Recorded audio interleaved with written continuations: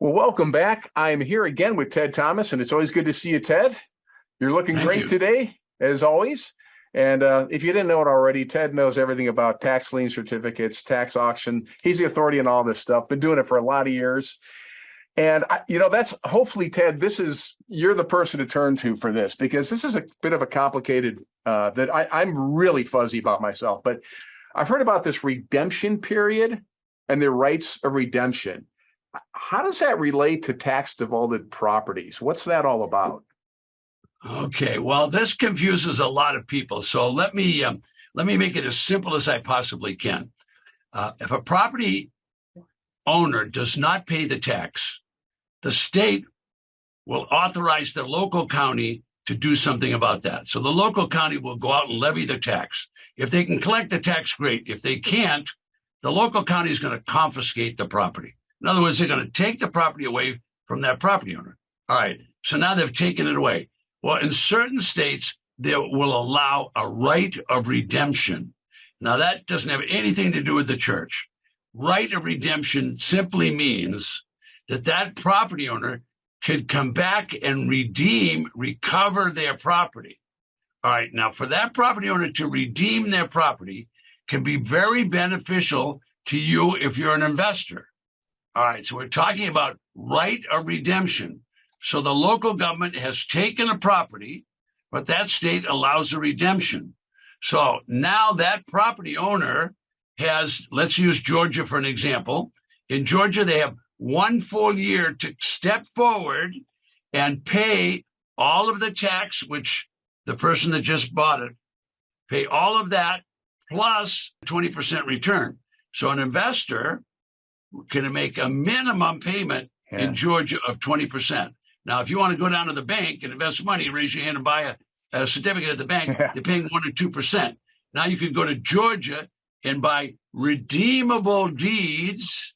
See, they had a right of redemption, and you would make 20%. Would you like to hear something better than that? Sure would. Hit me.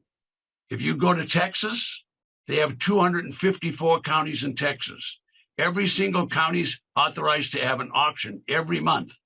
When the property is sold at auction by the county, when it's sold by the county at auction, the property owner has 180 days to redeem it.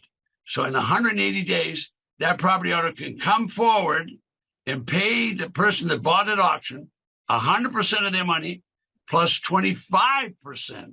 Wow. And they get their property back. So in Texas, the minimum you would make if you went to the tax auction, the minimum you'd make is 25%. 25%. Where can you make 25% on your money and the check comes from the government?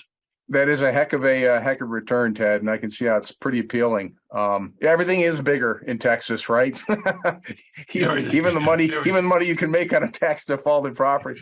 Well, to be clear, are Georgia and Texas, are they tax lien or tax deed states? I know or are they hybrid states? I know you've talked, different states are one way or the other. They're a tax deed state. You see, it's a right of redemption on a deed. When you raise your hand and buy at a tax auction, I didn't say a tax lien auction, when you're buying at a defaulted property, you're going to get a deed to the property from the county. The county's going to issue you a piece of paper that says you own this property. However, that property owner can come back and give you 100% of your money back. What's wrong with that?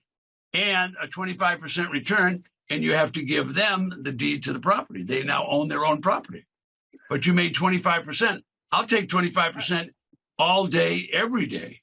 Well, this is kind of interesting. So to be clear, it's 25. You're going to get all your money back plus 25. So in other words, let's just make this real simple. I'm bidding on a property. I could get it for $50,000, but somebody outbids me. I end up paying $100,000. Let's just say I do that. So, and then the owner comes back before a year's up, or 6 months, depending on the state, and they're going to give me $100,000 plus $25,000. That's 25%. So, am I correct in that case? It's not necessarily bad that the bidding goes higher. Now, my reason for asking this is because if Texas and Georgia has these incredible returns, seems like they'd be really popular, and a lot of people who are into this business would want to do it in Texas and Georgia, which I would imagine means there's more people bidding on houses and driving the bids up. Is that correct? Randy, I want you to just sit there and watch. I'm going to show you a video of a guy that's done, as a student of mine, he's done over 100 deals just in Georgia. Watch this. Wow. And then investing that $4,900 the morning of the tax sale, and then just sitting back and waiting for the time to pass. And I made almost $1,000 off that investment. And you say, oh, $1,000, that's not going to get me very far. But you do this over and over and over again, and they start accumulating. So I ended up collecting about $10,000 and change, I think, off of that initial investment of around $3,000. So that was a pretty good deal for me.